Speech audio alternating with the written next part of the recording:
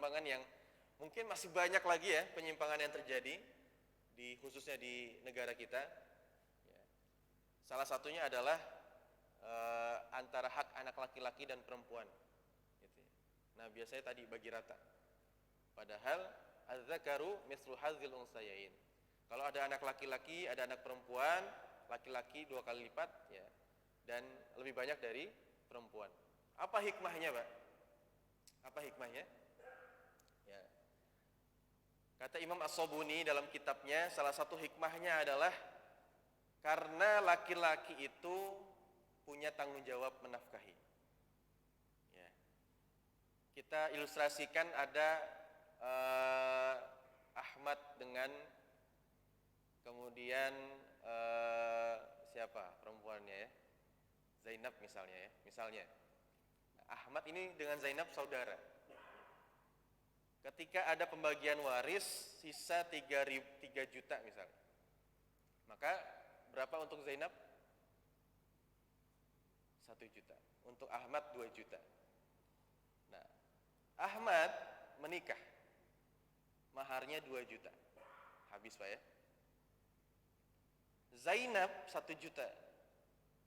Ketika menikah, yang menafkahi atau yang beri mahar laki-lakinya 2 juta juga. Berapa nilainya untuk perempuan? 3 juta. Sedangkan laki-laki habis ya, belum nanti menafkahi keluarga selanjutnya dan lain sebagainya. Belum nanti memberi mahar. Bahkan kalau laki-laki ya, maka ketika misalnya ayahnya meninggal, maka ya kakaknya yang laki-laki ya, kemudian ketika sudah dewasa ya, menafkahi adiknya yang perempuan ya, atau bahkan ibunya dan lain sebagainya. Inilah hikmah diantara Allah memberikan laki-laki lebih banyak. Jadi nggak ada rugi Pak, Bu ya. Jangan bilang wah rugi dong perempuan, enggak. Bahkan dulu di zaman jahiliyah perempuan tuh nggak dapat bagian. Zaman jahiliyah. Kemudian Islam datang ya, memberikan keadilan. Kemudian ada bagi waris sejak masih hidup. Nah, ya, jadi waris itu perlu dipahami, kita menjadi pewaris itu kalau kita sudah wafat. Harta menjadi harta waris pun kalau hartanya sudah ditinggalkan oleh kita yang sudah wafat. Jadi kalau kita masih hidup, kita nggak bisa mewarisi, nggak bisa bagi-bagi pas masih hidup. Nanti kalau saya meninggal, ke anak bilang gitu ya, ini tanah buat kamu, ini tanah buat kamu, atau ini uang untuk kamu. Ya, kalau mau dibagikan saat hidup, maka bukan waris.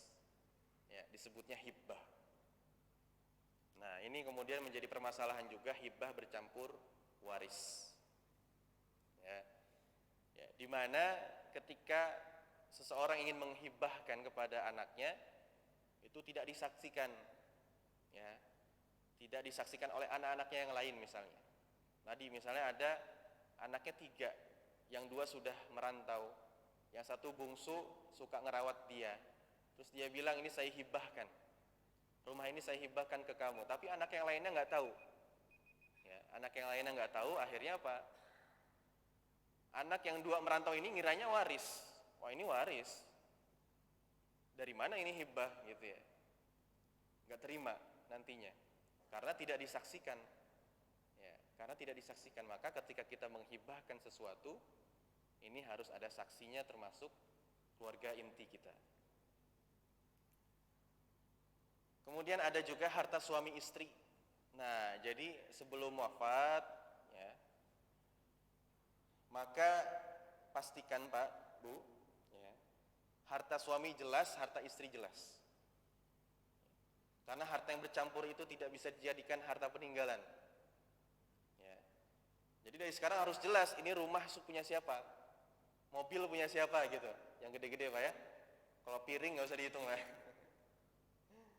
Jadi yang besar-besar ini punya siapa nih? Harus jelas ini harta suami atau istri. Ya, karena suaminya baik ya udahlah ini rumah buat istri gitu ya. Masya Allah. Nah dari sekarang pulang ke rumah diperjelas Pak. Ya, karena nanti di kemudian hari akan tidak jelas nantinya. Ketika ayah meninggal, anaknya bingung, ini harta siapa? Ya, apalagi ada kasus misalnya meninggal dua-duanya bersamaan gitu ya. Gitu. Karena apa? Harus dibagi dulu. Yang meninggal duluan kan misalnya ayah misalnya. Maka harta ayah dulu dibagi. Nah, baru kemudian dihitung ketika ibu meninggal kemudian. Maka menjadi PR kalau misalnya kita nggak ngitung-ngitung dari, maksudnya tidak diperlakukan ketentuan Allah ya, setelah sudah meninggal beberapa orang gitu, yang kita sanggupi ya. Karena kemarin ada yang meninggalnya berdekatan gitu. Nah ini juga jadi pelajaran gitu. Kenapa kita tidak boleh, atau warisan itu bukan yang dibagikan ketika hidup, karena belum tentu yang mati yang tadi bilang ini saya warisi. Siapa tahu yang mati duluan ya ternyata calon ahli waris tadi gitu. Nah maka harta suami dan istri ini harus jelas ya, harta suami yang mana, harta istri yang mana gitu. Ya kalau rumah berarti kan ada atas nama ya, itu diakadkan saja jelas gitu. Meskipun misalnya sebelumnya kita patungan ya, suami 50%, istri 50%. Ya, itu juga harus dicantumkan kalau memang 50% misalnya untuk rumah misalnya atau tanah. Ya, tapi kalau misalnya suaminya sangat baik ya kan, pulang-pulang ke rumah udah ini buat kamu apa namanya, atas nama kamu dan semua sahamku aku berikan ke kamu gitu ya. Nah, ibu-ibu ya, tanya ya sama suaminya juga gitu. Sehingga nanti ketika wafat jelas hartanya. Kemudian selanjutnya, nah ini juga suka terjadi nih. Ketika suami wafat, harta dikuasai istri. Maksudnya gimana? Tidak langsung diberikan haknya kepada anak-anaknya. Ya, kadang anak tuh nggak tahu ini ada harta waris atau tidak, atau karena anak juga nggak ngerti ya, jadi ya udah biasa aja gitu. Tapi kan Allah tahu, gitu ya. Meskipun memang uang itu untuk anak-anak kita juga, ya, tapi harus jelas kadarnya, berapanya, yang mana jadi harta waris, yang mana jadi harta pemberian orang tua ke anaknya, gitu. Itu dibedakan. Ya, karena tadi kalau kita tidak tentukan, meskipun anak kita masih kecil, Pak, ya, tetap harus diberikan haknya. Ya, meskipun nanti pengertiannya kita bisa beritahu ketika dia sudah paham, gitu. Tapi ketentuannya harus tetap dari awal, meskipun uangnya yang megang kita, gitu. Tadi karena akibatnya adalah bisa memakan hak anak yatim ya, dan lain sebagainya. Nah, terakhir menunda pembagian waris. Nah, ini juga menjadi polemik. Misalkan kalau uang kan mudah dibagikan, Mbak ya. Kalau misalnya tanah bagaimana? Kalau misalnya rumah bagaimana? Makanya banyak yang berkeyakinan nunggu rumahnya dijual. Ya. Tapi pas lagi proses rumah dijual itu ada yang meninggal lagi. Ada yang meninggal lagi, ada yang meninggal lagi. Punya rumah juga. Akhirnya tidak terbagi-bagi. Nah, maka dalam Islam pun diajarkan ya para ulama juga mengistihadkan gitu ya. Kalau bentuknya uang bisa langsung dibagi, tapi kalau bentuknya rumah dan tanah tadi kan dalam Al-Qur'an yang dicantumkan itu kan bukan nominal berapa, misalnya 1.000 dinar ya 2.000 dinar kan tidak, tapi pecahannya kan, Mbak. Nah maka ke rumah itu atau tanah itu yang tidak bergerak, harta tidak bergerak gitu ya, jatuhnya adalah saham ya, saham jatuhnya. Karena kalau kita misalnya nominalkan hari ini, wafatnya hari ini, rumahnya kemudian kita hargai hari ini tapi belum kejual-jual, nanti setahun kemudian kan harganya sudah beda lagi gitu ya. Nah ini secara teknis saja biar tidak menjadi polemik gitu ya. Tapi yang terpenting adalah tadi baginya dibagikan sesuai dengan pecahannya ya, maka misalnya luasnya sekian, nah untuk anak seperberapanya nanti dipersenkan saja. Jadi saham masuknya. Mau rumah itu dijual maupun tidak, harta warisan sudah dibagi. Nah nanti kemudian ya, kata para ulama juga menjelaskan kedepannya bisa lebih fleksibel. Ya misalnya ada anggota keluarga yang hartanya cukup gitu. Maksudnya harta waris ini ya dia pengen kasih ke yang lain bisa. Ya. Jadi ketika jangan atas dasar mungkin karena sayang sama adik terakhir gitu ya, karena sayang sama yang bungsu gitu, akhirnya udahlah harta waris dikasih aja ke dia semuanya, kita kan sudah berpenghasilan misalnya. Tidak begitu. Dibagikan dulu sesuai ketentuan hukum Islam. Ya, baru kemudian setelah itu, ya, kalau mau kita infakkan silahkan. Ya, baik ke keluarga inti maupun keluar juga silahkan. Nah, tapi kalau tadi konteksnya rumah, bahkan juga tadi ibu masih di rumah misalnya, kan bapak meninggal, ibu masih di rumah, udahlah rumah ini buat ibu gitu ya. Tapi kan ini harta bapak juga. Ya, dibagikan dulu sahamnya, ada anak yang mau ngasih ke ibu ya juga nanti setelah itu silahkan. Ya, jadi fleksibel itu, tapi yang terpenting adalah ya, melakukan ini sesuai dengan ketentuan hukum Allah ya, yang sudah dicantumkan dalam Al-Quran dan As-Sunnah. Mungkin untuk pertemuan kali ini itu saja ya, semoga bisa menambah wawasan. Nanti kalau ada pertanyaan bisa ditanyakan. Oh, sambil aja ya. Mangga Pak. Pasti ramai ini. Ya, baik. Bismillah. Saya jawab dulu karena ini udah 4 aja. Soal orangnya udah 4 nih. Terima kasih Pak atas pertanyaannya ya, semoga bisa menambah insight juga bagi yang lain. Pertama terkait asbabun nuzul ya. Jadi di zaman jahiliyah ketika itu ya, itu tidak ada bagi waris kecuali untuk laki-laki. Ya, tidak ada bagi waris untuk laki-laki. Kenapa demikian? Karena laki-laki itu ikut perang gitu ya, bahasanya ikut perang, ikut nyari duit gitu ya di zaman jahiliyah, sedangkan perempuan itu tidak gitu ya. Dan memang faktanya perempuan tidak dimuliakan ketika itu. Tapi kemudian datang Islam, nah ketika Islam datang juga tidak langsung ya Pak, tidak langsung mewarisi ke keluarga gitu. Maksudnya apa? Ketika dia tidak punya keluarga, dulu saling mewarisinya itu antar kabilah. Ya, ketika hijrah itu, ya, ketika hijrah, yang saling mewarisi itu antara kaum muhajirin dengan kaum ansor gitu ya, yang saling membela satu sama lain. Ada juga anak angkat juga dulu masih dapat waris, sebagaimana Nabi SAW itu mengangkat Zaid bin Harithah. Ya, tapi kemudian ketika diangkat sebagai anak angkat itu, Nabi Muhammad mengatakan kamu namanya nasabnya jadi nyambung gitu, Zaid bin Muhammad gitu. Kemudian Allah tegur ya bahwasannya tidak ada gitu ya nasab yang bersambung kepada ayah angkat. Akhirnya kembali lagi ke Zaid bin Harithah. Nah, kemudian juga tadi kemudian di pertengahan di Madinah itulah ya, setelah Fathu Mekah itu baru Allah menurunkan tadi ayat tadi yang mana warisan itu untuk keluarga inti gitu ya. Warisan diberikan untuk keluarga inti dan keluarga yang terdekat setelahnya gitu. Jadi ini kemudian menjadi keadilan ya untuk Islam ya, di mana Allah Subhanahu wa taala memberikan keadilan ya, untuk harta yang ditinggalkan itu diberikan kepada keluarga yang terdekat.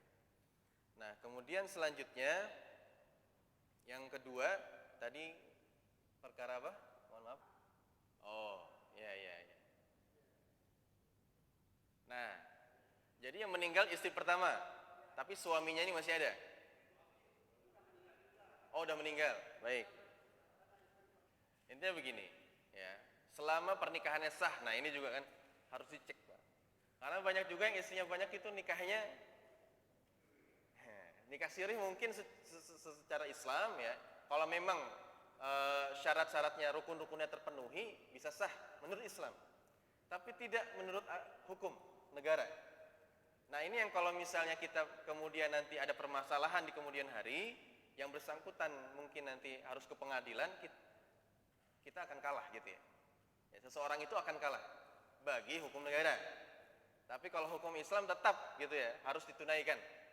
Nah, maka kasusnya tadi misalnya kemudian dapat hartanya berkorbannya dengan istri pertama gitu Pak ya. Ya, tapi kemudian ketika meninggal justru istri pertama yang nggak dapat bagiannya. Ya, berarti Kalau memang ini ada niat buruk dari istri-istri yang lain, ya berarti mereka berdosa gitu. Berkongsi malah gitu misalnya. Istri pertama gini dan mereka yang berdosa. Karena apa? Karena tidak memandang tadi. Ya, harta waris itu ketika ditinggalkan oleh pemiliknya dibagikan kepada siapapun yang menjadi ahli warisnya. Baik ia dibenci atau tidak, baik ia karena apa? Yang tahu dia dibenci atau tidak, dia jauh atau tidak, itu Allah Subhanahu wa taala, gitu ya. Dia berjasa atau tidak. Jadi istri pertama harus dapat bagiannya. Gitu. Mau istri pertama, mau istri kedua, tiga, empat, selama dia sah menurut Islam ya, dia harus dapat bagiannya. Tapi kalau nanti udah masuk ke hukum negara tadi yang mungkin pernikahannya tidak sesuai dengan hukum, nah, maka itu bisa jadi polemik lagi, beda cerita lagi nanti. Gitu. Gimana Pak? Istri pertama tidak punya? Oh, nah nanti dibagi lagi gitu. Jadi kan tadi yang meninggal duluan suaminya. Nah suaminya, maka kan dibagi ke tuh istrinya dapat tuh ya. Nah kemudian nanti istri pertamanya meninggal. Nah hartanya dibagikan ke keluarga intinya. Anak yang nggak ada berarti saudaranya. Kalau masih punya saudara kandung ya. Kalau ke istri-istri yang lain dia nggak ada hubungan keluarga. Ya hanya sebagai apa? Istri dari suaminya kan, istri kedua dari suaminya, istri ketiga dari suaminya. Tapi secara nasab jadi nggak nyambung. Gitu. Maka tadi istri pertama kalau nggak punya anak bisa dibagikan. Kalau masih punya orang tuanya dapat. Ya, kalau orang tua nggak ada, saudaranya, saudara kandungnya. Begitu Pak. Baik. Ya jadi sebenarnya ketika semua sudah ditunaikan wasiat dan hutang itu, nah saat itulah harta warisan dibagi. Ya, tapi perkara setelah dibagi mau disedekahkan silahkan. Gitu Pak ya. Jadi jangan ditunda-tunda karena tadi ya kalau ditunda-tunda kita tidak tahu lagi siapa yang meninggal selanjutnya, meninggalkan harta juga nanti jadi nambah polemik lagi Pak. Nah, makanya sekarang solusinya adalah ketika sekarang ini kita berikan edukasi gitu ya, sehingga nanti ketika ada yang wafat gitu ya, itu benar-benar langsung dibagi. Jadi sebenarnya perintah Allah ini langsung dibagi, nggak ada batasan 2 hari, 3 hari, 4 hari gitu ya. Intinya tadi tahapannya sudah dibagi wasiat, sudah dibagi hutang, nah baru langsung itu menjadi harta warisan. Ya, kalau tidak ada hitam putih memang kalau kita bawa pengadilan pun akan kalah gitu Pak ya. Makanya kalau ada yang berhutang gitu ya, pastikan saksinya dari 2 pihak gitu. Karena kalau satu pihak tuh bisa ngaku-ngaku tadi ya, tapi kalau 2 pihak ya dari kita ada yang bisa bersaksi juga gitu. Dan pastikan tadi, nah jadi secara hukum Islam gitu, kalau memang benar berhutang ya maka harus ditunaikan ya, tapi tadi karena kita nggak tahu, karena saksinya dari mereka semua kan, nah ini juga jadi polemik nantinya gitu. Nah itu memang jadi susah juga, makanya harus duduk bareng gitu nanti kalau misalnya itu terjadi terlambat ya. Tapi kan kita sekarang bisa mencegahnya, hutang-hutang yang besar yang ada ya pastikan itu ada saksi dari pihak kita dan dari pihak yang satu lagi. Dan kalau bisa dicatat ya atas hitam putih itu lebih bagus ya secara hukum negara. Ya, saya mohon maaf nih. Ya, mungkin cukupkan ya. Nanti yang masih punya pertanyaan, kalau misalnya mendesak ya bisa langsung WA saya. Bisa japri, tapi kalau bisa ditunda kita ketemu bulan depan nih. Insya Allah. Ya. Baik, kalau tidak ada kita cukupkan dengan mengucap hamdalah dan doa kafaratul majlis. Alhamdulillahirabbil alamin. Subhanakallahumma wa bihamdika asyhadu an la ilaha illa anta astaghfiruka wa atubu ilaik. Assalamualaikum warahmatullahi wabarakatuh.